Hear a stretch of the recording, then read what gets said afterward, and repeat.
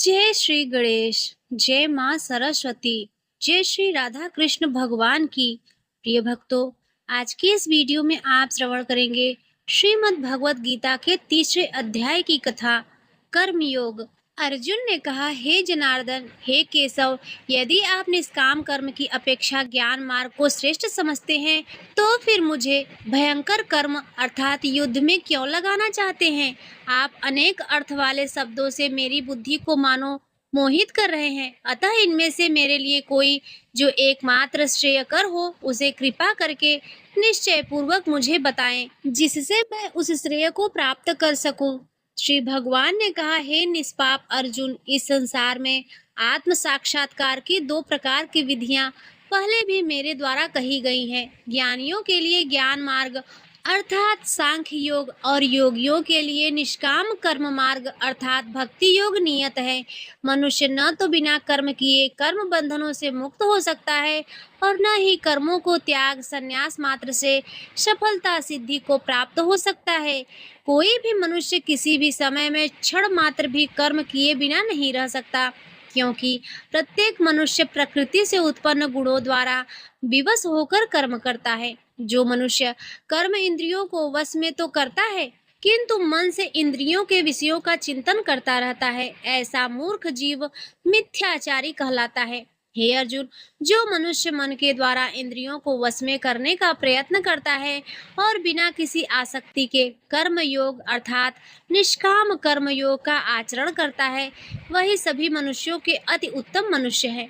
हे अर्जुन, तू अपना नियत कर्तव्य कर्म कर, क्योंकि कर्म न करने की अपेक्षा कर्म करना श्रेष्ठ है।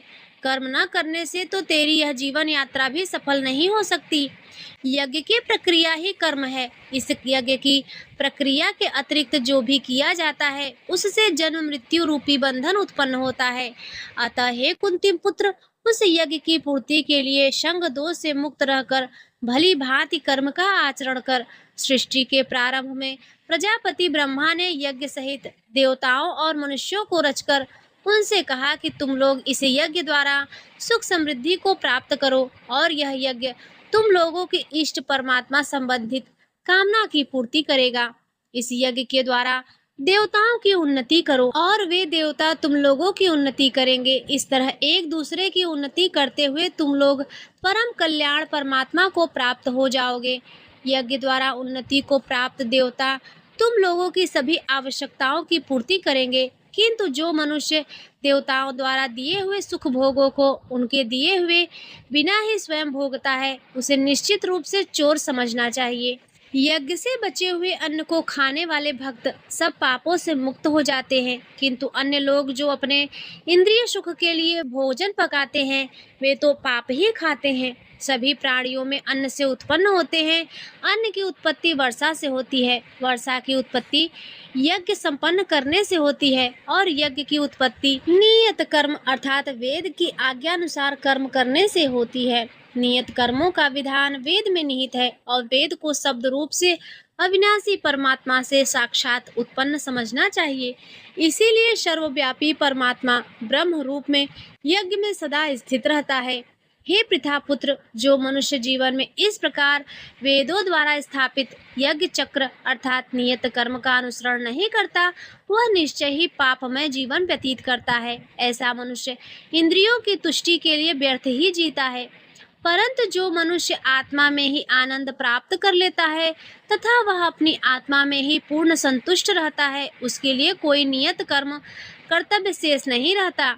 उस महापुरुष के लिए इस संसार में न तो कर्तव्य कर्म करने की आवश्यकता रह जाती है और न ही कर्म को न करने का कोई कारण ही रहता है, तथा उसे समस्त प्राणियों में से किसी पर निर्भर रहने की आवश्यकता नहीं रहती। अतः कर्म फल में आसक्त हुए बिना मनुष्य को अपना कर्तव्य समझकर कर्म करते रहना चाहिए, क्योंकि अनासक्त भाव से निरंतर कर्तव्य कर्म करने से मनुष्य को एक दिन परमात्मा की प्राप्ति हो जाती है। राजा जनक जैसे अन्य मनुष्यों के भी केवल कर्तव्य कर्म करते ही परम सिद्धि को प्राप्त की है। अतः संसार के हित का विचार करते हुए भी तेरे लिए कर्म करना ही उचित है।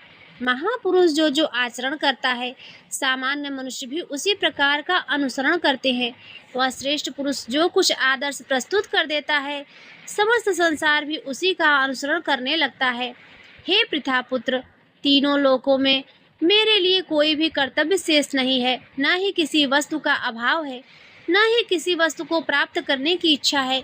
फिर भी मैं कर्तव्य समझकर कर्म करने में लगा रहता हूँ। हे पार्थ, यदि मैं नियत कर्मों को सावधानी पूर्वक न करूं, तो यह निश्चित है कि सभी मनुष्य मेरे ही मार्ग का अनुगमन करेंगे। इसीलिए यदि मैं कर्तव्य समझकर कर्म न करूं, तो ये सभी लोग भ्रष्ट हो जाएंगे। तब मैं अवांछित सृष्टि की उत्पत्ति का कारण हो जाऊंगा और इस प्रकार समस्त प्राणियों को नष्ट करने वाला बन जाऊंगा। हे भरतवंशी, जिस प्रकार अज्ञानी मनुष्य फल की इच्छा से कार्य करते हैं, उसी प्रकार विद्वान मनुष्य को फल की इच्छा के बिना संसार के कल्याण के लिए कार्य करना चाहिए।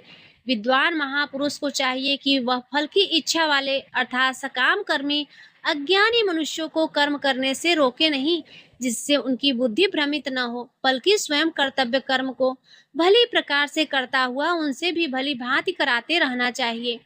जन्म से लेकर मृत्यु तक के सभी कर्म प्रकृति के गुणों के द्वारा संपन्न किए जाते हैं। अहंकार के प्रभाव से मोहग्रस्त होकर अज्ञानी मनुष्य स्वयं को कर्ता मानने लगता है, परंतु हे महाबाहु, परम तत्व को जानने वाला महापुरुष इंद्रियों को और इंद्रियों की क्रियाशीलता को प्रकृति के गुणों के द्वारा करता हुआ मानकर कभी उनमें आसक्त नहीं होता। माया के प्रभाव से मोहग्रस्त हुए मनुष्य सांसारिक कर्मों के प्रति आसक्त होकर कर्म में लग जाते हैं। अतः पूर्ण ज्ञानी मनुष्य को चाहिए कि वह उन मंद बुद्धि अर्थात सकाम कर्मी वाले को विचलित न करे। अतः हे अर्जुन, आपने सभी प्रकार के कर्तव्य कर्मों को मुझ में समर्पित करके पूर्ण आत्मज्ञान से युक्त होकर आशा, ममता और संताप का पूर्ण रूप से त्याग करके युद्ध कर। जो मनुष्य मेरे इन आदेशों का ईर्ष्या रहित होकर श्रद्धा पूर्वक अपना कर्तव्य समझकर नियमित रूप से पालन करते हैं, वे सभी कर्म फलों के बंधन से मुक्त हो जाते हैं। परंतु जो मनुष्य ईर्ष्यावश इन आदेशों का नियमित रूप से पालन नहीं करते हैं, उन्हें सभी प्रकार के ज्ञान में पूर्ण रूप से भ्रमित और सब ओर से नष्ट भ्रष्ट हुआ समझना चाहिए। सभी मनुष्य प्रकृति के गुणों के अधीन होकर ही कार्य करते हैं। यद्यपि तत्वदर्शी ज्ञानी भी प्रकृति के गुणों के अनुसार ही कार्य करता दिखाई देता है, तो फिर इसमें कोई किसी का निराकरण क्या कर सकता है। सभी इंद्रियां और इंद्रियों के विषयों के प्रति आसक्ति अर्थात राग और विरक्ति अर्थात द्वेष नियमों के अधीन स्थित होती है। मनुष्य को इनके अधीन नहीं होना चाहिए, क्योंकि दोनों ही आत्म साक्षात्कार के पथ में अवरोध उत्पन्न करने वाले हैं। दूसरों के कर्तव्य धर्म को भली भांति अनुसरण अर्थात नकल करने की अपेक्षा अपना कर्तव्य पालन स्वधर्म को दोषपूर्ण ढंग से करना भी अधिक कल्याणकारी होता है। दूसरे के कर्तव्य का अनुसरण करने से भय उत्पन्न होता है। अपने कर्तव्य का पालन करते हुए मरना ही श्रेयकर होता है। अर्जुन ने कहा, हे वृष्टिवंशी, मनुष्य न चाहते हुए भी किसकी प्रेरणा से पाप कर्म करता है। यद्यपि ऐसा लगता है कि उसे बलपूर्वक पाप कर्म करने के लिए प्रेरित किया जा रहा है, कि भगवान ने कहा, इसका कारण रजोगुण से उत्पन्न होने वाले काम अर्थात विषय वासना और क्रोध बड़े पापी हैं। तू इन्हें ही इस संसार में अग्नि के समान कभी न तृप्त होने वाले महान शत्रु समझ। जिस प्रकार धुएं से अग्नि और धूल से दर्पक ढक जाता है तथा जिस प्रकार गर्भाशय से गर्भ ढका रहता है, उसी प्रकार कामनाओं से ज्ञान ढका रहता है।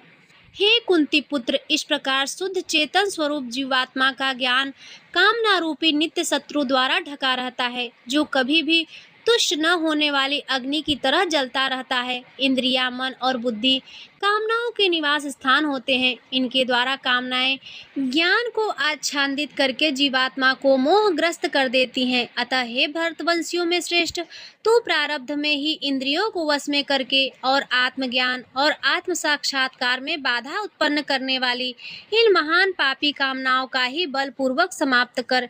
हे अर्जुन, इस जड़ पदार्थ शरीर की अपेक्षा इंद्रियां श्रेष्ठ है, इंद्रियों की अपेक्षा मन श्रेष्ठ है, मन की अपेक्षा बुद्धि श्रेष्ठ है, और जो बुद्धि से भी श्रेष्ठ है तो वही सर्वश्रेष्ठ शुद्ध स्वरूप आत्मा है। इस प्रकार के महाबाहु अर्जुन स्वयं को मन और बुद्धि से श्रेष्ठ आत्मा रूप समझकर बुद्धि के द्वारा मन को स्थिर करके तू कामनाओं रूपी दुर्जय शत्रुओं को मार। इस प्रकार उपनिषद, ब्रह्म विद्या तथा योग शास्त्र रूप श्रीमद् भगवत गीता के श्री कृष्ण अर्जुन संवाद में कर्म योग नामक तीसरा अध्याय संपूर्ण हुआ। प्रिय भक्तों, अब आइए सुनते हैं श्रीमद् भागवत कथा के तीसरे अध्याय की कथा, क्योंकि कार्तिक मास में श्रीमद् भागवत कथा भी सुननी चाहिए। नारद जी कहते हैं, अब मैं भक्ति, ज्ञान और वैराग्य को स्थापित करने के लिए प्रयत्न पूर्वक श्री सुखदेव जी से कहे हुए भागवत शास्त्र की कथा द्वारा उज्जवल ज्ञान यज्ञ करूंगा। यह यज्ञ मुझे कहाँ करना चाहिए? आप इसके लिए कोई स्थान बता दीजिए। आप लोग वेद के पारगामी हैं, इसीलिए मुझे इस सुख शास्त्र की महिमा सुनाइए। यह भी बताइए कि श्रीमद् भागवत की कथा कितने दिनों में सुनानी चाहिए और उसके सुनने की विधि क्या है? सनकादि बोले, नारद जी, आप बड़े विनीत और विवेकी हैं। सुनिए, हम आपको ये सब बातें बताते हैं। हरिद्वार के पास आनंद नाम का एक घाट है। वहाँ अनेकों ऋषि रहते हैं तथा देवता और सिद्ध लोग भी उसका सेवन करते हैं। भांति भांति के वृक्ष और लताओं के कारण वह बड़ा सघन है और वहाँ बड़ी कोमल नवीन बालू बिछी हुई है। वह घाट बड़ा ही सुरम्य और एकांत प्रदेश में है। वहाँ हर समय सुनहरे कमलों की सुगंध आया करती है। उसके आसपास रहने वाले सिंह, हाथी, परस्पर विरोधी जीवों के चित्त में भी बैर भाव नहीं है। वहाँ आप बिना किसी विशेष प्रयत्न के ही ज्ञान यज्ञ आरंभ कर दीजिए। उस स्थान पर कथा में अपूर्व रस का उदय होगा। भक्ति भी अपनी आंखों के सामने निर्बल और जरा जीर्ण अवस्था में पड़े हुए ज्ञान और वैराग्य को साथ लेकर वहां आ जाएगी, क्योंकि जहां भी श्रीमद् भागवत की कथा होती है वहां ये भक्ति आदि अपने आप पहुंच जाते हैं। वहां कानों में कथा के शब्द पड़ने से ये तीनों तरुण हो जाएंगे। सूत जी कहते हैं, इस प्रकार कहकर नारद जी के साथ सनकादि भी श्रीमद् पान करने के लिए वहां से तुरंत गंगा तट पर चले आए। जिस समय पहुँचे भूलोक, देवलोक और ब्रह्मलोक सभी जगह इस कथा का हल्ला हो गया। जो भगवत कथा के रसिक विष्णु भक्त थे, वे सभी श्रीमद् भागवत अमृत का पान करने के लिए सबसे आगे दौड़ दौड़ कर आने लगे। भृगु, वशिष्ठ, च्यवन, गौतम, मेधातिथि, देवल, देवरात, परशुराम, विश्वामित्र, शाकल, मार्कंडे, दत्तात्रेय, पिप्पलाद, योगेश्वर, व्यास और पराशर, छाया सुख, जाजली और जन्हू आदि सभी प्रधान प्रधान मुनिगण अपने अपने पुत्र, शिष्य और स्त्रियों समेत बड़े प्रेम से वहां आए। इनके सिवा वेद, वेदांत, उपनिषद, मंत्र, तंत्र, 17 पुराण और 6 शास्त्र भी मूर्तिमान होकर वहां उपस्थित हुए। गंगा आदि नदियां, पुष्कर आदि सरोवर, कुरुक्षेत्र आदि समस्त क्षेत्र, सारी दिशाएं, दंडक आदि वन, हिमालय आदि पर्वत तथा देव, गंधर्व और दानव आदि सभी कथा सुनने चले आए। जो लोग अपने गौरव के कारण नहीं आए, महर्षि भृगु उन्हें समझा बुझा कर ले आए। तब कथा सुनाने के लिए दीक्षित होकर श्री कृष्ण परायण सनकादि नारद जी के दिए हुए श्रेष्ठ आसन पर विराजमान हुए। उस समय सभी श्रोताओं ने उनकी वंदना की। श्रोताओं में वैष्णव, विरक्त, सन्यासी और ब्रह्मचारी योग आगे बैठे और उन सबके आगे नारद जी विराजमान हुए। एक और ऋषिगण, एक और देवता और एक और वेद और उपनिषद आदि तथा एक और तीर्थ बैठे और दूसरी ओर स्त्रियां बैठी। उस समय सब ओर जय जयकार, नमस्कार और शंखों का शब्द होने लगा और अबीर, गुलाल, खील एवं फूलों की खूब वर्षा होने लगी। कोई कोई देवश्रेष्ठ को विमानों पर चढ़कर वहां बैठे हुए सब लोगों पर कल्प वृक्ष पुष्पों की वर्षा करने लगे।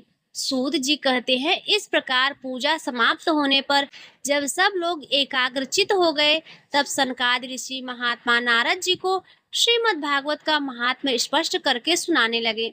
सनकादि ने कहा, अब हम सब आपको इस भागवत शास्त्र की महिमा सुनाते हैं। इसके श्रवण मात्र से ही मुक्ति हाथ लग जाती है। श्रीमद् भागवत की कथा का सदा सर्वदा सेवन आस्वादन करना चाहिए। इसके श्रवण मात्र से ही श्री हरि हृदय में आ विराजते हैं। इस ग्रंथ में 18,000 श्लोक और 12 स्कंध हैं तथा श्री सुखदेव जी और राजा परीक्षित का संवाद है। आप यह भगवत शास्त्र ध्यान देकर सुनिए।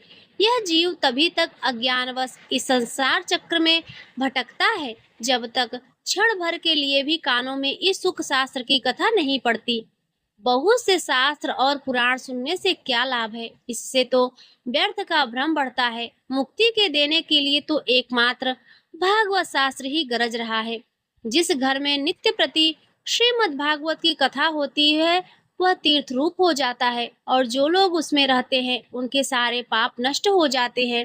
हजारों अश्वमेध और सैकड़ों वाजपेयी यज्ञ इस सुख शास्त्र की कथा का 16वां अंश भी नहीं हो सकते।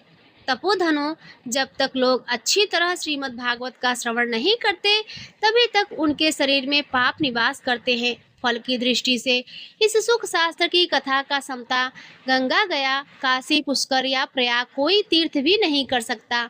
यदि आपको परम गति की इच्छा है तो अपने मुख से ही श्रीमद् भागवत के आधे अथवा तिहाई श्लोक का भी नित्य नियम पूर्वक पाठ कीजिए। ओमकार, गायत्री, पुरुष सूक्त, तीनों वेद, श्रीमद् भागवत, ओम नमो भगवते वासुदेवाय, यह द्वादशाक्षर मंत्र 12 मूर्तियों वाले सूर्य भगवान, प्रयाग, संवत्सर, रूप, काल, ब्राह्मण, अग्निहोत्र, गौ, द्वादशी तिथि, तुलसी, वसंत ऋतु और भगवान पुरुषोत्तम, इन सब में बुद्धिमान लोग वस्तुतः कोई अंतर नहीं मानते। जो पुरुष अनरहिस अर्थ सहित श्रीमद् भागवत शास्त्र का पाठ करता है उसके करोड़ों जन्मों के पाप नष्ट हो जाते हैं, इसमें तनिक भी संदेह नहीं है।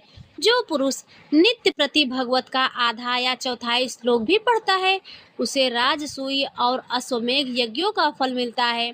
नित्य भागवत का पाठ करना, भगवान का चिंतन करना, तुलसी को सींचना और गौ की सेवा करना, ये चारों समान है।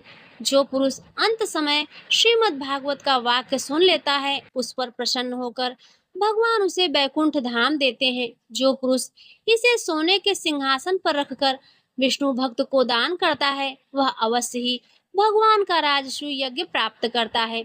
जिस दुष्ट ने अपनी सारी आयु में चित्त को एकाग्र करके श्रीमद् भागवत अमृत का थोड़ा सा भी रसास्वादन नहीं किया उसने तो अपना सारा जन्म चांडाल और गधे के समान व्यर्थ ही गवा दिया। वह तो अपनी माता को प्रसव पीड़ा पहुंचाने के लिए ही उत्पन्न हुआ। जिसने इस सुख शास्त्र के थोड़े से भी वचन नहीं सुने वह पापात्मा तो जीता हुआ मुर्दे के समान है। पृथ्वी के भार स्वरूप उस पशु तुल्य मनुष्य को धिक्कार है। यों स्वर्ग लोक में देवताओं में प्रधान इंद्रादि कहा करते हैं। संसार में श्रीमद् भागवत की कथा का मिलना अवश्य ही कठिन है। जब करोड़ों जन्मों का पुण्य होता है तभी इसकी प्राप्ति होती है। नारद जी, आप बड़े ही बुद्धिमान और योग निधि हैं। आप प्रेम पूर्वक कथा का श्रवण कीजिए। इसे सुनने के लिए दिनों का कोई नियम नहीं है। इसे तो सर्वदा ही सुनना अच्छा होता है। इसे सत्य भाषण और ब्रह्मचर्य पालन पूर्वक सर्वदा ही सुनना श्रेष्ठ माना गया है। किंतु कलयुग में ऐसा होना कठिन है। इसीलिए इसकी सुखदेव जी जो विशेष विधि बताई है वह जान लेनी चाहिए।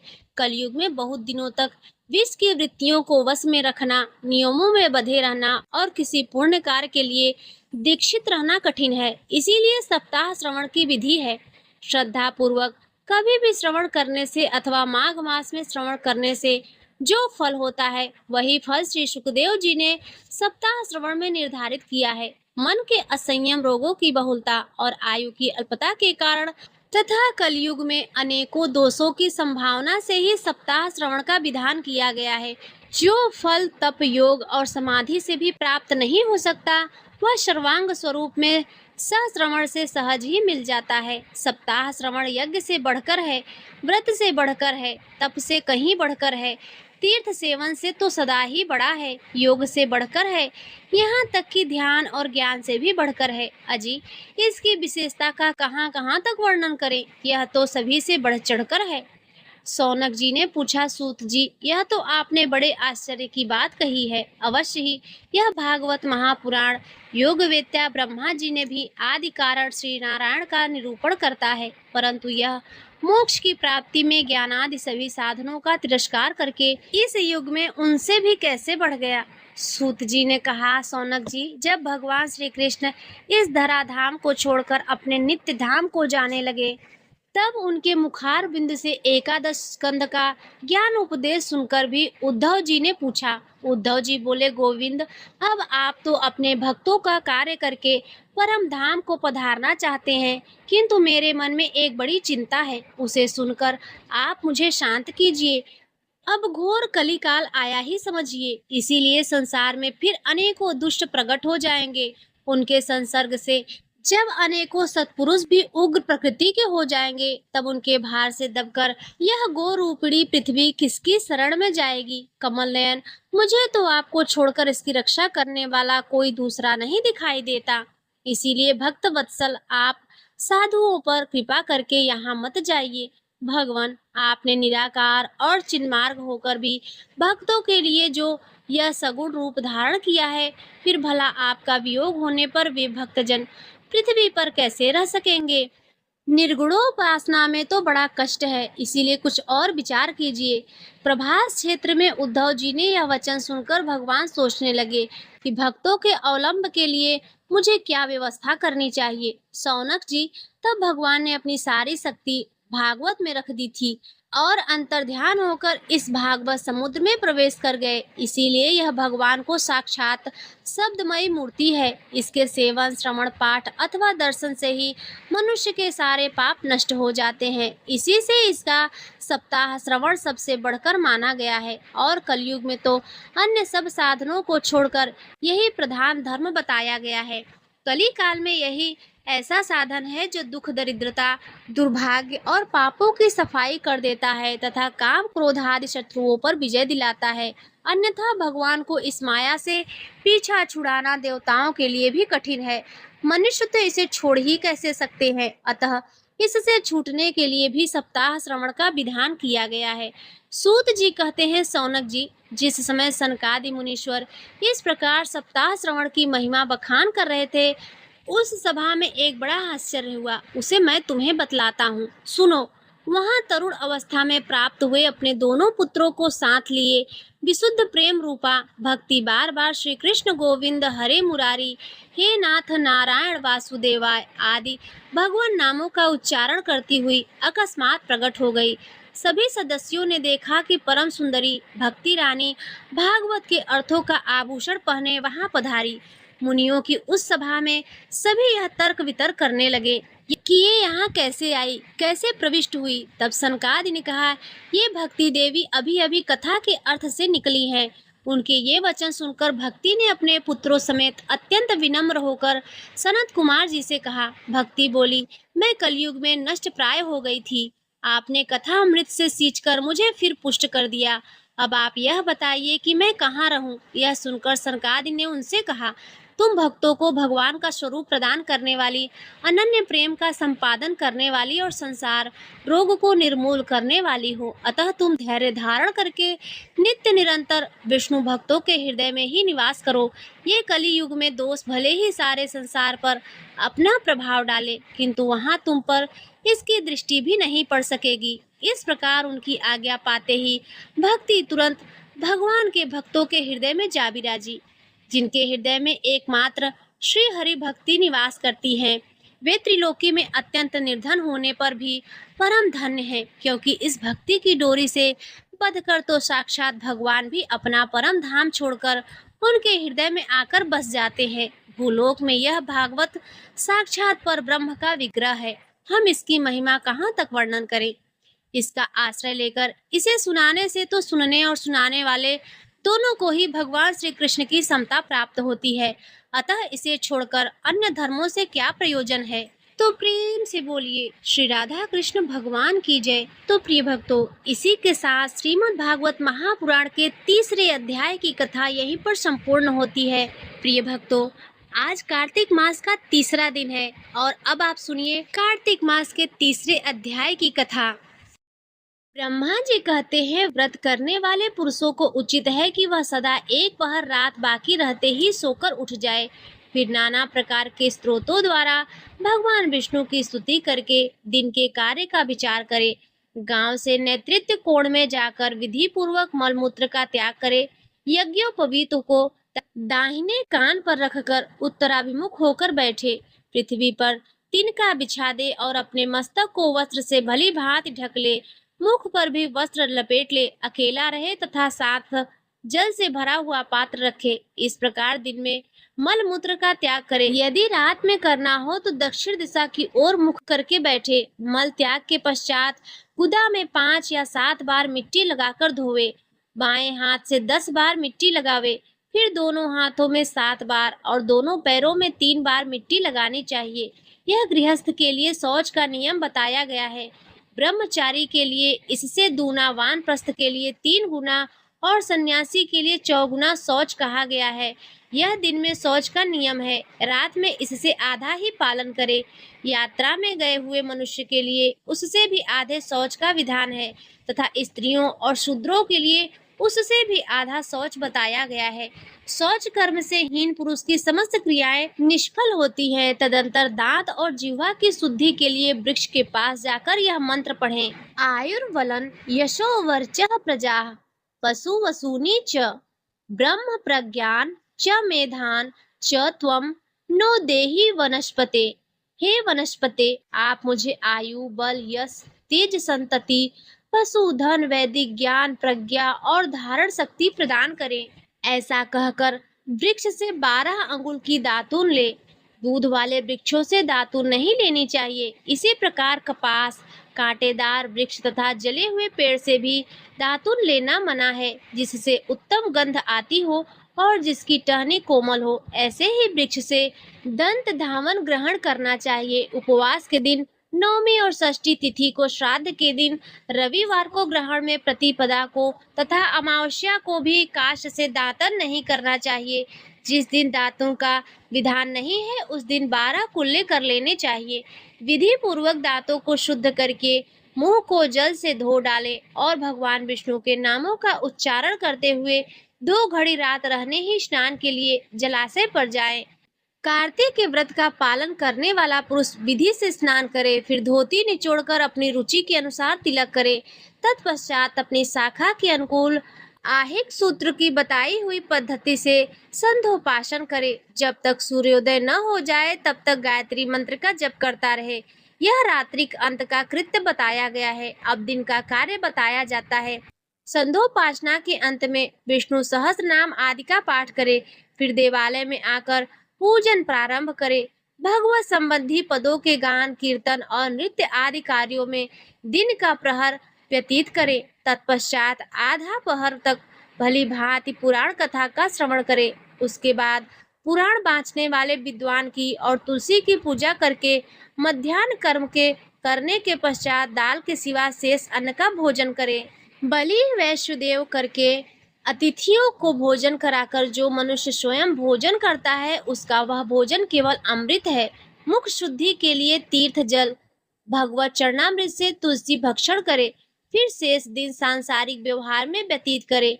सायं काल में पुनः भगवान विष्णु के मंदिर में जाए और संध्या करके शक्ति के अनुसार दीपदान करे। भगवान विष्णु को प्रणाम करके उनकी आरती उतारे और स्तोत्र पाठ आदि करते हुए प्रथम पहर में जागरण करे। प्रथम पहर बीत जाने पर शयन करे। ब्रह्मचर्य व्रत का पालन करे। इस प्रकार 1 मास तक प्रतिदिन शास्त्रोक्त विधि का पालन करे। जो कार्तिक मास में उत्तम व्रत का पालन करता है वह सब पापों से मुक्त हो भगवान विष्णु के सालोक्य को प्राप्त होता है। कार्तिक मास आने पर निषिद्ध वस्तुओं का त्याग करना चाहिए। तेल लगाना, परान्न भोजन करना, तेल खाना जिसमें बहुत से बीज हों, ऐसे फलों का सेवन तथा चावल, दाल, ये सभी कार्तिक मास में त्याज्य है। लौकी, गाजर, बैगन, वनभंटा, उटकंटारा, बांसी, अन्न, भैंसींड, बसूर, दोबारा भोजन, मदिरा, पराया अन्न, कांसी के पात्र में भोजन, छत्राक, कांजी, दुर्गंधित पदार्थ, समुदाय, संस्था आदि का अन्न, वेश्या का अन्न, ग्राम पुरोहित और शूद्र का अन्न और सूत का अन्न, ये सभी त्याग देने वाले हैं। श्राद्ध का अन्न, रजस्वला का दिया हुआ अन्न, जनाना शौक का अन्न और लसोड़े का फल, इन्हें कार्तिक व्रत का पालन करने वाला पुरुष अवश्य त्याग दे। निषिद्ध पत्तलों में भोजन न करे। महुआ, केला, जामुन और पकड़ी, इनके पत्तों में भोजन नहीं करना चाहिए। कमल के पत्तों पर कदापि भोजन न करे। कार्तिक मास आने पर जो वनवासी मुनियों के अनुसार नियमित भोजन करता है, वह चक्रपाणि भगवान विष्णु के परम धाम को जाता है। कार्तिक में प्रातःकाल स्नान करके भगवान की पूजा करनी चाहिए। उस समय कथा श्रवण उत्तम माना गया है। कार्तिक में केला और आंवले के फल का दान करें और शीत से कष्ट पाने वाले ब्राह्मण को कपड़ा दे। जो कार्तिक में भक्ति पूर्वक भगवान विष्णु को तुलसी दल समर्पित करता है, वह संसार से मुक्त हो भगवान विष्णु के परम पद को प्राप्त होता है। श्री हरि के परम प्रिय कार्तिक मास में जो नित्य गीता का पाठ करता है, उसके पुण्य फल का वर्णन सैकड़ों वर्षों में भी नहीं किया जा सकता। जो श्रीमद् भागवत का श्रवण करता है, वह सब पापों से मुक्त हो परम शांति को प्राप्त होता है। जो कार्तिक की एकादशी को निराहार रहकर व्रत करता है, वह निसंदेह पूर्व जन्म के पापों से मुक्त हो जाता है। जो कार्तिक में भगवान विष्णु की प्रसन्नता के लिए दूसरे के अन्न का त्याग करता है, वह भगवान विष्णु के प्रेम को भली भांति प्राप्त करता है। जो राह चलकर थके मादे और भोजन के समय पर घर पर आए हुए अतिथि का भक्ति पूर्वक भोजन करता है, वह सहस्त्रों जन्मों के पाप का नाश कर डालता है।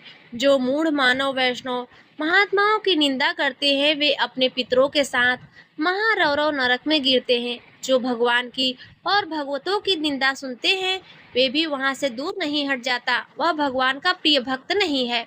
जो कार्तिक मास में भगवान विष्णु की परिक्रमा करता है, उसे पग पग पर अश्वमेघ यज्ञ का फल प्राप्त होता है। जो कार्तिक मास में पराई स्त्री के साथ संगम करता है, उसके पाप की शांति कैसे होगी, यह बताना असंभव है। जिसके ललाट में तुलसी की मृत्तिका का तिलक दिखाई देता है, उसकी ओर देखने में यमराज भी समर्थ नहीं है, फिर उनके भयानक दूतों की तो बात ही क्या। कार्तिक मास में भगवान विष्णु की प्रसन्नता के लिए धर्म का अनुष्ठान करना चाहिए। मास व्रत समाप्ति होने पर उस व्रत की पूर्णता के लिए श्रेष्ठ ब्राह्मणों को दान देना चाहिए। जो कार्तिक में भगवान विष्णु के मंदिर में चूना आदि का लेप कराता है या तस्वीर आदि लिखता है, वह भगवान विष्णु के समीप आनंद का अनुभव करता है। जो ब्राह्मण कार्तिक मास में गभस्तीश्वर के समीप शतुरुद्री का जप करता है, उसके मंत्र की सिद्धि होती है। जिन्होंने 3 वर्षों तक काशी में रहकर भक्ति पूर्वक सांगोपांग कार्तिक व्रत का अनुष्ठान किया है, उन्हें संपत्ति संतति यश तथा धर्म बुद्धि की प्राप्ति के द्वारा इस लोक में ही उस व्रत का प्रत्यक्ष फल दिखाई देता है। कार्तिक में प्याज श्रृंग अर्थात सिंघाड़ा, सेज, बेर, राई, नशीली वस्तु, चिवड़ा, इन सब का उपयोग न करें। कार्तिक का व्रत करने वाला मनुष्य देवता, वेद, ब्राह्मण, गुरु, गौ, व्रती स्त्री, राजा और महात्माओं की निंदा न करे। कार्तिक में केवल नरक चतुर्दशी दिवाली के दिन रोज पहले को शरीर में तेल लगाना चाहिए, उसके सिवा और किसी दिन प्रति मनुष्य तेल न लगावे। नालिका, मूली, कुम्हड़ा, कैथ इनका भी त्याग करे। रजस्वला, चांडाल, म्लेच्छ, पतित, व्रतहीन, ब्राह्मण द्वेषी और वेद बहिष्कृत लोगों से व्रती मनुष्य बातचीत न करे। इस प्रकार कार्तिक मास के इस तीसरे अध्याय की कथा संपूर्ण हुई।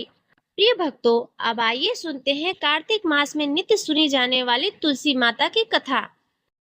एक बार एक गांव में एक बुजुर्ग महिला रहा करती थी। वह बहुत ही पूजा पाठ किया करती थी। वह रोज तुलसी माँ की पूजा करती और वह बुजुर्ग महिला रोज तुलसी माता से कहती, तुलसी माँ, तुम मुझे बहू दो, पीताम्बर की धोती दो, मीठा मीठा घास दो, बैकुंठ में वास दो, चटक की चाल दो, पटक की मौत दो, चंदन का काठ दो, रानी सा साज दो, दाल भात का भोजन दो, ग्यारस की मौत दो और कृष्ण जी का कंधा दो। वह बुजुर्ग मैया हर महीने तुलसी माता की रोज पूजा किया करती, उनके बिरवे को सींचती। तुलसी माता बुजुर्ग महिला की बात सुनकर धीरे धीरे सूखने लगी।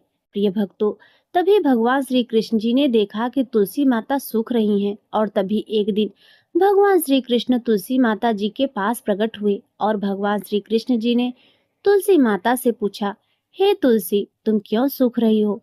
सभी महिलाएं तुम्हारी पूजा करती हैं और तुमको रोज सींचती हैं, लेकिन फिर भी तुम सूखती जा रही हो, इसका क्या कारण है? जिसके बाद तुलसी माता ने भगवान श्री कृष्ण से कहा, हे प्रभु, एक बुजुर्ग महिला मेरे पास रोज आती है और रोज एक ही बात बोलती है, हे तुलसी माता सबकी दाता, मैं तेरा बिरवा सींचती हूँ, तू मुझे बहू दे, पीताम्बर की धोती दे, मीठा मीठा घास दे, बैकुंठ में वास दे, चटक की चाल दे, पटक की मौत दे, चंदन सा काठ दे, रानी सा साज दे, दाल भात का भोजन दे, ग्यारस की मौत दे और श्री कृष्ण जी का कंधा दे। मैं उस बुजुर्ग महिला की सारी मनोकामनाएं पूरी कर सकती हूँ प्रभु, किंतु एक मनोकामना मैं पूरी नहीं कर सकती। मैं श्री कृष्ण जी का कंधा कहाँ से दूंगी प्रभु? भगवान श्री कृष्ण जी तुलसी माता की बात को सुनकर जोर जोर से हंसने लगे और फिर भगवान श्री कृष्ण जी ने तुलसी माता से कहा, तुम चिंता मत करो, जब उस बुजुर्ग महिला की मृत्यु होगी तब मौके पर मैं वहां पहुंचकर कंधा दे दूंगा। आज सुबह जब वह पूजा करने आए तब कह देना कि सब कुछ तुम्हें मिल जाएगा। कुछ ही दिनों बाद वह वृद्ध महिला ठोकर खाकर रास्ते में गिरकर मर गई। पूरे गांव के सभी लोग आए। उस महिला को सभी लोग धर्मात्मा मानते थे। उनको तुलसी जी की डोगरी कहते थे। उनके परिवार में कोई भी नहीं था, इसीलिए गांव वालों ने ही उनके अंतिम संस्कार की योजना बनाई और उसे नहला धुलाकर अर्थी पर बैठाने के लिए उसे उठाने लगे। तो उसका मृत शरीर इतना भारी हो गया था कि उसे कोई उठा ही नहीं पाया। यह देखकर वहां के सभी लोग तरह तरह की बातें करने लगे और कहने लगे, यह इतना पूजा पाठ करती थी कि हर समय माला फेरती थी, इसीलिए यह इतना भारी हो गई है। वहीं पूरे गांव में चर्चा होने लगी कि डोगरी माई कोई भक्त नहीं थी, यह छल कपट करती थी। हम जिसे धर्मात्मा समझते थे वह पापी है, जो कि किसी से भी नहीं उठ पा रही है। यही इसके कर्मों की सजा है। इधर भगवान ने सोचा मेरे भक्त की निंदा हो रही है, इसीलिए भगवान ने बूढ़े आदमी का भेष धारण करके वहां पर आए और वहां पर एकत्रित लोगों से पूछने लगे कि यहाँ पर इतनी भीड़ क्यों लगी है। लोग कहने लगे कि यह डोगरी माई मर गई है और पापिन इतनी थी कि किसी से उठ ही नहीं रही है। सब लोग उठा उठा कर थक गए हैं। तब ब्राह्मण ने कहा, मुझे एक बार डोगरी के कानों में कुछ कहने दो, फिर देखो कैसे नहीं उठती। तो सभी लोगों ने कहा, आप भी प्रयास करके देख लीजिए। तब भगवान ने उस वृद्ध महिला के कानों में कहा, हे बुढ़िया माई, देखो मैं आ गया, तू बिरवा सींच, मैं करूँ तेरा निस्तार। हे बुढ़िया माई, बहू ले, पोती ले, पोता ले, लड्डू ले, पीताम्बर ले, धोती ले, गहना ले, घी का घड़ा ले, मीठा मीठा खीर ले, पूरी ले, दाल भात का भोजन ले, धन दौलत ले, बेटा ले, पोता ले, काम ले, तुलसी जी का पत्ता मुंह में, गंगा जल जी के साथ ले, चंदन का काट ले, कृष्ण जी का कंधा ले। इतना सुनते ही वह बुढ़िया माई हल्की हो गई। भगवान बोले, आओ और इनको उठाओ। भगवान ने हाथ लगाया और डोगरी बुढ़िया माई उठ गई। सबको बड़ा ही आश्चर्य हुआ। उसे खूब धूमधाम से ले जाया गया। भगवान उसे अपने कंधे पर ले गए। पूरे गांव में इसकी चर्चा होने लगी, जिससे उसको मुक्ति मिल गई और वह बैकुंठ में चली गई। सभी लोग देखते रह गए। सभी लोगों ने देखा कि शमशान घाट पर तो ब्राह्मण साथ ही आया था, लेकिन अब वह दिखाई नहीं दे रहा है। इससे लोगों को समझ में आया कि वह कोई और नहीं, स्वयं भगवान बूढ़े ब्राह्मण के रूप में आए थे। तो प्रेम से बोलिए, राधा कृष्ण भगवान की जय, तुलसी सालिक राम भगवान की जय। प्रिय भक्तों, अब आइए तुलसी माता की एक और कथा सुनते हैं। एक कुटुंब में ननद तथा भाभी साथ साथ रहती थी। ननद का विवाह अभी नहीं हुआ था। वह तुलसी के पौधे की खूब सेवा करती थी, लेकिन उसकी भाभी को यह सब बिल्कुल भी पसंद नहीं था। जब कभी उसकी भाभी को अत्यधिक क्रोध आता तब वह उसे ताना देते हुए कहती, जब तुम्हारा विवाह होगा तो मैं तुलसी ही बारातियों को खाने को दूंगी, तुम्हारे दहेज में भी तुलसी दूंगी। कुछ समय बीत जाने पर ननद का विवाह पक्का हुआ। विवाह के दिन भाभी ने अपने कहे अनुसार बारातियों के सामने तुलसी का गमला फोड़ दिया और खाने के लिए कहा। तुलसी जी की कृपा से वह फूटा हुआ गमला अनेकों स्वादिष्ट पकवानों में बदल गया। भाभी ने गहनों के नाम पर तुलसी की मंजरी से बने हुए गहने उसे पहना दिए और वह सुंदर सोने जड़ाओं में बदल गई। भाभी ने वस्त्रों के स्थान पर तुलसी का जनेऊ रख दिया और वह रेशमी तथा सुंदर वस्त्रों में बदल गए। ननद की ससुराल में उसके दहेज की बहुत प्रशंसा की गई। यह बात भाभी के कानों तक भी पहुंची तो उसे बड़ा ही आश्चर्य हुआ। उसे अब तुलसी माता की पूजा का महत्व समझ में आया। भाभी की एक लड़की थी। वह अपने लड़की से कहने लगी, तुम भी तुलसी की सेवा करो, तुम्हें भी बुआ की तरह फल मिलेगा। प्रिय भक्तों, वह जबरदस्ती अपनी बेटी से सेवा करने को कहती, लेकिन लड़की का मन तुलसी सेवा में नहीं लगता था। लड़के के बड़े होने पर उसके विवाह का समय आया। तब भाभी सोचती है कि जैसा व्यवहार मैंने अपनी ननद के साथ किया था वैसा ही मैं अपनी लड़की के साथ भी करती हूँ तो यह भी गहनों से लद जाएगी और बारातियों को खाने में पकवान मिलेंगे। ससुराल में इसे भी बहुत इज्जत मिलेगी। यह सोचकर वह बारातियों के सामने तुलसी का गमला फोड़ देती है। लेकिन इस बार गमले की मिट्टी मिट्टी ही रही, मंजरी तथा पत्ते भी अपने रूप में ही रहे, जनेऊ भी अपना रूप नहीं बदला। सभी लोग तथा बारातियों द्वारा भाभी की बुराई की जाती है। लड़की के ससुराल वाले भी लड़की की बुराई करते हैं। भाभी कभी ननद को अपने घर नहीं बुलाती थी तो एक दिन भाई ने सोचा मैं बहन से मिलकर आता हूँ। उसने अपनी पत्नी से कहा कि कुछ उपहार बहन के पास ले जाने की बात कही। भाभी ने थैले में ज्वार भरकर दे दिया और कहा यही लेकर जाओ। बड़े दुखी मन से भाई अपनी बहन के घर चल दिया। वह सोचता रहा कि कोई भाई अपनी बहन के घर ज्वार कैसे ले जा सकता है। यह सोचकर वह एक गौशाला के पास रुका और ज्वार का थैला गाय के सामने पलट दिया। तभी गौपालक ने कहा, आप गाय के सामने हीरे मोती क्यों डाल रहे हैं? यह देखकर भाई को बड़ा ही आश्चर्य हुआ। उसने सभी हीरे मोती तथा सोना वापस अपने थैले में रख लिए। भाई ने सारी बात अपनी बहन को बताई और बड़ी खुशी खुशी उसने सारे हीरे मोती और जवाहरात अपनी बहन को दे दिए। दोनों भाई बहन एक दूसरे को देखकर अत्यंत ही प्रसन्न हुए। हे तुलसी माँ, जैसी कृपा आपने ननद पर की ऐसी ही कृपा सभी पर करना। बोलिए श्री तुलसी शालिक राम भगवान की जय। बोलिए श्री लक्ष्मी नारायण भगवान की जय। प्रिय भक्तों, अब आइए तुलसी माता की एक और दुर्लभ कथा सुनते हैं। एक बार देवर्षि नारद के मन में आया कि भगवान के पास तो बहुत महल है, एक आध हमको भी दे दे तो यहीं आराम से टिक जाएंगे, नहीं तो इधर उधर घूमते रहना पड़ता है। भगवान के द्वारका में बहुत महल थे। नारद जी ने भगवान से कहा, भगवान आपके पास तो बहुत महल है, एक हमको भी दे दो तो हम भी आराम से रहें। आपके यहाँ खाने पीने का इंतजाम भी अच्छा है। भगवान ने सोचा यह मेरा भक्त है, विरक्त सन्यासी है, अगर यहीं कहीं राजसी ठाट बाट में रहने लगा तो थोड़े ही दिन में इनकी सारी विरक्ति भक्ति निकल जाएगी। अगर हम सीधा न कहेंगे तो यह बुरा मान जाएंगे, लड़ाई झगड़ा करेंगे। इतने महल है और एक महल नहीं दे रहे हैं। भगवान ने चतुराई से काम लिया। नारद जी ने कहा, जाकर देख ले, जिस मकान में जगह खाली मिले वहीं आप रह लीजिए। नारद जी वहां से चले। जब सब जगह नारद जी घूम आए लेकिन कहीं भी एक कमरा खाली नहीं मिला, सब भरे हुए थे। आकर भगवान से कहा, हे भगवान, वहां कोई जगह खाली नहीं मिली। भगवान ने कहा, फिर मैं क्या करूं? होता तो आपको दे देता। नारद जी के मन में आया, या तो भगवान मेरे साथ धोखाधड़ी कर रहे हैं, नहीं तो कुछ न कुछ अपने किसी को इधर उधर करके दूसरे कमरे में भेजकर एक कमरा तो दे ही दे सकते थे। इन्होंने मेरे साथ धोखा किया है तो मैं भी इन्हें मजा चखाकर छोड़ूंगा। प्रिय भक्तों, यह तो भगवान की लीला थी। नारद जी रुक्मणी जी के पास पहुंचे।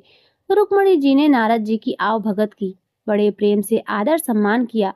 उन दिन भगवान सत्यभामा जी के यहाँ रहते थे। एक आध दिन बीता तो नारद जी ने उनको दान की कथा सुनाई। सुनाने वाले स्वयं नारद जी दान का महत्व सुनाने लगे। जिस चीज का दान करेंगे वही चीज आगे आपको मिलती है। जब नारद जी ने देखा कि यह बात रुक्मणी जी को जम गई है तो उन्होंने पूछा, आपको सबसे ज्यादा प्रेम किससे है? रुक्मणी जी ने कहा, यह भी कोई पूछने वाली बात है, मुझे भगवान श्री हरि से अत्यंत प्रेम है। कहने लगे, फिर आपकी यह इच्छा होगी कि अगले जन्म में वे आपको ही मिले। रुक्मणी जी बोली, इच्छा तो यही है। नारद जी ने कहा, अच्छा है तो फिर दान कर दो, नहीं तो नहीं मिलेंगे। आपकी सौत भी बहुत हैं और उनमें से किसी ने पहले दान कर दिया तो उन्हें मिल जाएंगे। इसीलिए दूसरे के करने से पहले आप भगवान को हमें दान कर दें। रुक्मणी जी को बात जच गई। उन्होंने सोचा कि जन्म जन्म में भगवान मिलेंगे तो दान तो कर ही देना चाहिए। रुक्मणी से नारद जी ने संकल्प करा लिया। अब क्या था, नारद जी का काम बन गया। वह सीधे सत्यभामा जी के महल पहुंच गए और भगवान से कहा, हे भगवान, उठिए और चलिए मेरे साथ। भगवान ने कहा, कहाँ चलना है, क्या बात हुई? नारद जी ने कहा, आप कुछ नहीं, आपको मैंने दान में लिया है।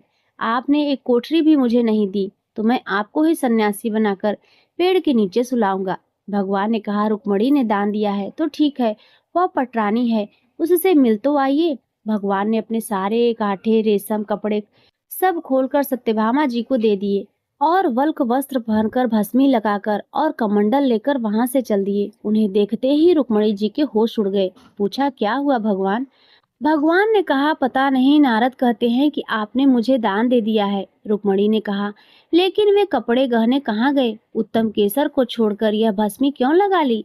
भगवान ने कहा, जब दान दे दिया है तो मैं उनका हो गया, इसीलिए अब वे मुझे सन्यासी बनाएंगे। रुक्मणी जी ने कहा, मैंने इसलिए थोड़ी ही दिया था कि यह ले जाएं। भगवान ने कहा, तब किस लिए दिया था आपने हमें दान में? दान तो इसीलिए दिया जाता है कि उसको साथ ले जाएं। अब रुक्मणी जी को होश आया कि यह तो गड़बड़ का मामला हो गया। रुक्मणी जी ने कहा, नारद जी, यह आपने मेरे से पहले नहीं कहा था। अगले जन्म में मिलेंगे तो मिलेंगे, अब तो हाथ से ही खो रहे हैं। नारद जी ने कहा, अब जो हो गया सो हो गया, अब मैं इन्हें ले जाऊंगा। रुक्मणी जी बहुत रोने लगी। तब तक हल्ला गुल्ला मच गया और सभी रानियां वहां इकट्ठी हो गई। सत्यभामा, जामवंती सब समझदार थी। उन्होंने कहा, भगवान, एक रुक्मणी के पति थोड़े ही है, इसीलिए रुक्मणी को सर्वथा दान का अधिकार नहीं हो सकता। हम लोगों का भी दान का अधिकार है। नारद जी ने सोचा, यह तो घपला हो गया।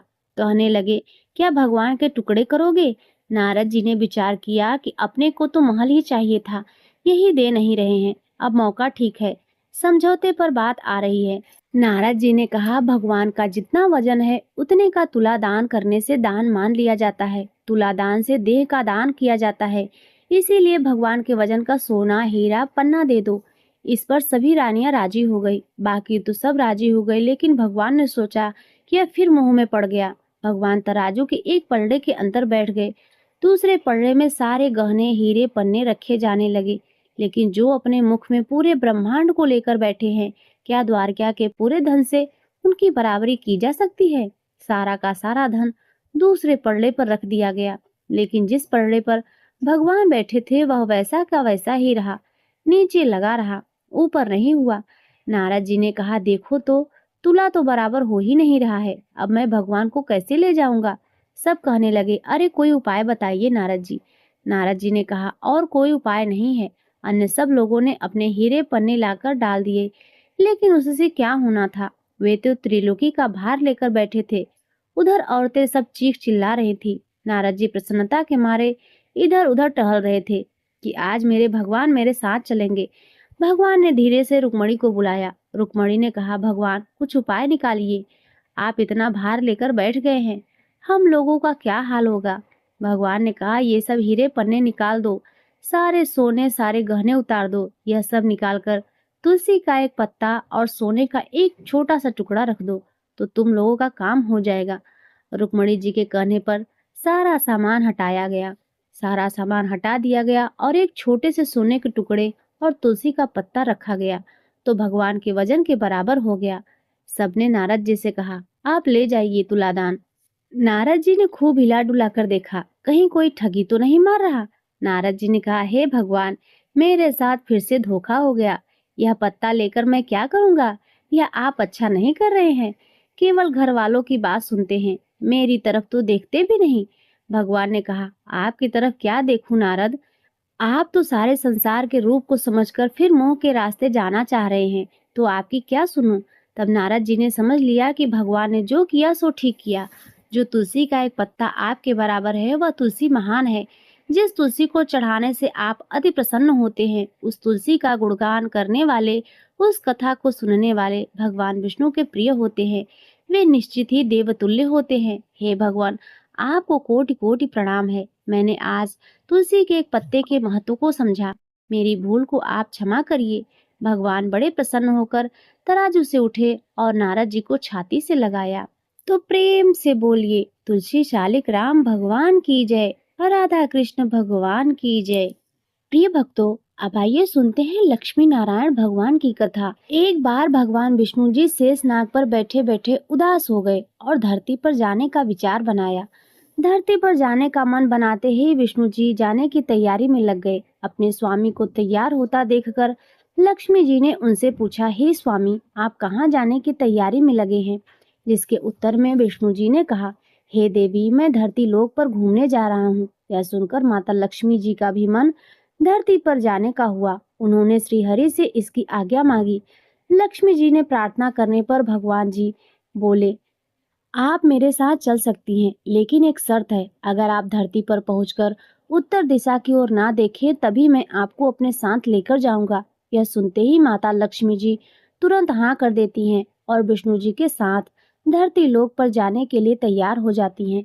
माता लक्ष्मी जी और भगवान विष्णु जी सुबह सुबह धरती पर पहुंच गए। जब वे पहुंचे तब सूर्य देवता उदय ही हो रहे थे। कुछ दिनों पहले ही बरसात हुई थी, इसीलिए धरती पर चारों ओर हरियाली ही हरियाली थी।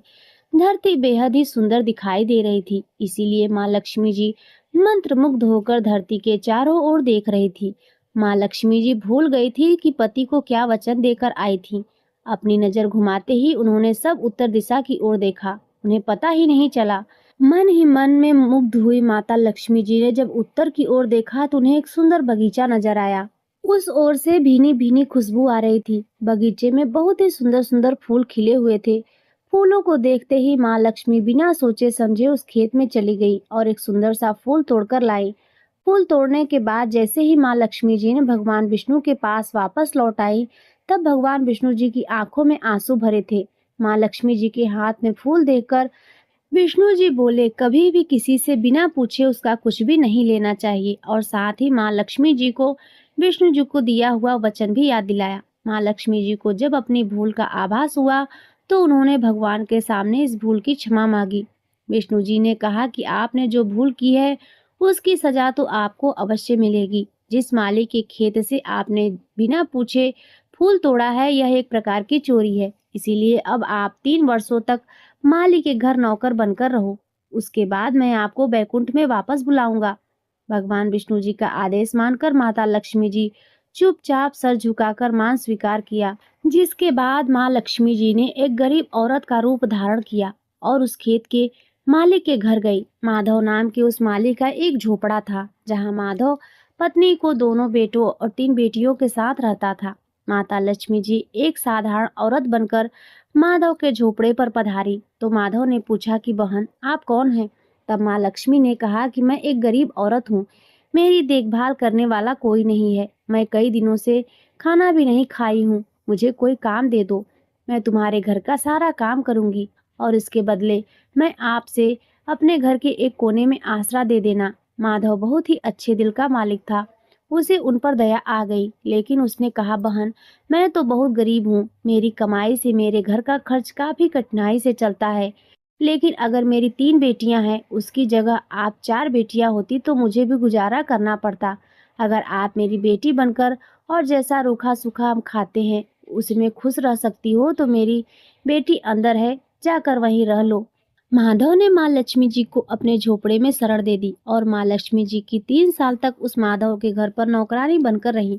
कथा के अनुसार कहा जाता है कि जिस दिन माँ लक्ष्मी जी माधव के घर आई थी, उसके दूसरे ही दिन माधव को फूलों में इतनी आमदनी हुई कि शाम को उसने एक गाय खरीद ली। फिर धीरे धीरे माधव ने जमीन खरीद ली और सब ने अच्छे अच्छे कपड़े भी बनवा लिए। कुछ समय बाद माधव ने एक बड़ा पक्का घर भी बनवा लिया। माधव हमेशा सोचता रहा कि मुझे यह सब इस महिला के आने के बाद ही मिला है। इस बेटी के रूप में मेरी किस्मत आ गई है। एक दिन माधव जब अपने खेतों में काम खत्म करके घर आया तो उसने अपने घर के द्वार पर गहनों से लदी एक देवी स्वरूप औरत को देखा। जब वह पास गया तो उसे आभास हुआ कि यह तो मेरी मुंह बोली चौथी बेटी है, यानी वही औरत है। कुछ समय के बाद वह समझ गया कि यह देवी और कोई नहीं बल्कि स्वयं माँ लक्ष्मी जी हैं। यह जानकर माधव बोला, हे माँ, मुझे क्षमा कर दो। हमने आपको अनजाने में घर और खेत के काम करवाए। हे माँ, यह हमने कैसा अपराध कर दिया। माँ, हम सबको माफ कर दो। यह सुनकर माँ लक्ष्मी जी मुस्कुराई और बोली, हे माधव, तुम तो बहुत ही अच्छे और दयालु व्यक्ति हो।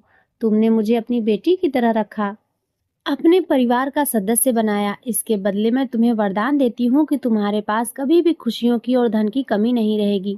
तुम्हें सारे सुख मिलेंगे जिसके तुम हकदार हो। इसके बाद माँ लक्ष्मी जी अपने स्वामी श्रीहरि के द्वारा भेजे रथ में बैठकर बैकुंठ लोक को चली गई। हे माँ, मेरी नम्र विनती है, जैसे माधव पर कृपा दृष्टि रखी वैसी ही कृपा दृष्टि हमारे समाज और देश पर भी रखना।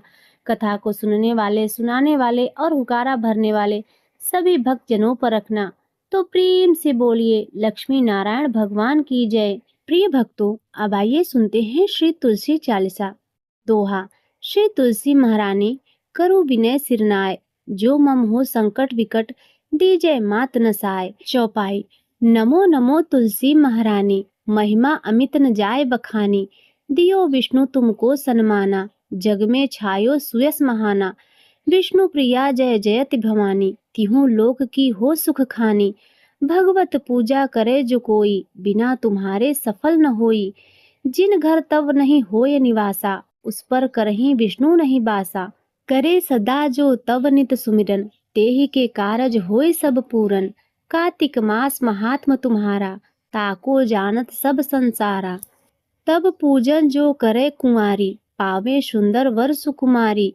कर जो पूजन नित प्रति नारी, सुख संपत्ति से होय सुखारी। वृद्धा नारी करे जो पूजन, मिले भक्ति होए पुलकित मन। श्रद्धा से पूजे जो कोई, भवनिधि से तर जावे सोई। कथा भागवत यज्ञ करावे, तुम बिन नहीं सफलता पावे। छायो तब प्रताप जग भारी, ध्यावत तुम ही सकल चित धारी। तुम ही मात यंत्रन तंत्रन, सकल काज सिद्धि होवे क्षण में। औषधि रूप आप हो माता, सब जग में तव यश विख्याता। देवी ऋषि मुनि तव तपधारी, करत सदा तव जय जयकारी। वेद पुराणन तव यश गाया, महिमा अगम पार नहीं पाया। नमो नमो जय जय सुख कारणी, नमो नमो जय दुख निवारिणी। नमो नमो सुख संपत्ति देनी, नमो नमो अघघाटन छेनी। नमो नमो भक्तन दुख हरनी, नमो नमो दुष्टन मद छेनी। नमो नमो भव पार उतारनी, नमो नमो परलोक सुधारनी। नमो नमो निज भक्तन उबारनी, नमो नमो जन काज सवारनी। नमो नमो जय कुमति नशामनी, नमो नमो सुख उपजावनी। जयति जयति जय तुलसी माई, ध्याऊं तुमको शीस नवाई। निज जन जानि मोहि अपनाओ, बिगड़े कारज आप बनाओ। करूँ विनय मैं मात तुम्हारी, पूर्ण आशा करहूँ हमारी। शरण चरण जोरी मनाऊं, निस दिन तेरे ही गुण गाऊं। ग्रहूं मात यह अब मोह पर दाया, निर्मल मोय सकल मम काया। मंगू मात यह वर दीजय, सकल मनोरथ पूर्ण कीजय। जनू नहीं कुछ नेम अचारा, क्षमहु मात अपराध हमारा। 12 मास करे जो पूजा, तासम जग में और न दूजा। प्रथम ही गंगा जल मगवावे, फिर सुंदर स्नान करावे। चंदन अक्षत पुष्प चढ़ावे, धूप दीप नैवेद्य लगावे। करे आचमन गंगा जल से, ध्यान करे हृदय निर्मल से। पाठ करे फिर चालीसा की, स्तुति करे मात तुलसी की। यह विधि पूजा करे हमेशा, ताके तन नहीं रहे कलेशा। करे मास कार्तिक का साधन, सोवे नित पवित्र सिद्ध हुई जाही। है यह कथा महासुखदाई, पढ़े सुने सो भव तर जाई। तुलसी मैया तुम कल्याणी, तुम्हारी महिमा सब जग जानी। भाव न तुम्हें मानित नित ध्यावे, गा गा कर माँ तुझे रिझावे। दोहा। यह श्री तुलसी चालीसा पाठ करे जो कोई, गोविंद सो फल पावे जो मन इच्छा होय। इति श्री तुलसी चालीसा संपूर्ण। तो प्रेम से बोलिए तुलसी शालिक राम भगवान की जय। प्रिय भक्तों, अब आइए सुनते हैं तुलसी माता की आरती। जय जय तुलसी माता मैया, जय जय तुलसी माता। सब जग की सुखदाता मैया, सबकी वर माता। मैया जय जय तुलसी माता, मैया जय जय तुलसी माता। सब जग की सुखदाता मैया, सबकी वर माता। मैया जय जय तुलसी माता, मैया जय जय तुलसी माता। सब योगों से ऊपर, सब रोगों से ऊपर, मैया सब रोगों से ऊपर। रक्षा करे मैया, मैया सबकी रक्षा करे, सबकी भव बाधा। मैया जय जय तुलसी माता, जय जय तुलसी माता। मैया जय जय तुलसी माता, सबकी वर माता। मैया जय जय तुलसी माता। बटु पुत्र है श्यामा, सुरवल्ली है ग्रामा। मैया सुरवल्ली है ग्रामा, मैया सुरवल्ली है ग्रामा। विष्णु प्रिया जो नर तुम सेवे, विष्णु प्रिया जो नर तुम सेवे। विष्णु प्रिय जो तुम नर सेवे सो नर तर जाता। मैया जय तुलसी माता, मैया जय जय तुलसी माता। सब जग की वरदाता, मैया सब जग की वरदा। हरि के शीस विराजत, हरि के शीस विराजत, त्रिभुवन से हो वंदित, त्रिभुवन से हो वंदित। पतित जनों की तारिणी तुम हो विख्यात। मैया जय जय तुलसी माता, मैया जय जय तुलसी माता। सब जग की वर माता, सबकी वर माता। लेकर जन्म विजन में आई, दिव्य भवन में मैया आई, दिव्य भवन में मैया आई, दिव्य भवन में मैया आई। मानो लोक तुम्ही से, मानो लोक तुम्ही से, सुख संपत्ति पाता। मैया जय जय तुलसी माता, जय जय तुलसी माता, मैया जय जय तुलसी माता। हरि को तुम अति प्यारी, मैया हरि को तुम अति प्यारी। श्याम वरण तुम्हारी, मैया श्याम वरण है तुम्हारी। प्रेम अजब है उनका, मैया प्रेम अजब है उनका। तुमसे कैसा नाता, मैया तुमसे कैसा नाता। जय जय तुलसी माता, मैया जय जय तुलसी माता। सब जग की वर माता, मैया सब जग की वर माता। जय जय तुलसी माता, मैया जय जय तुलसी माता। तो प्रेम से बोलिए तुलसी शालिक राम भगवान की जय, लक्ष्मी नारायण भगवान की जय, सर्व देवी देवता की जय।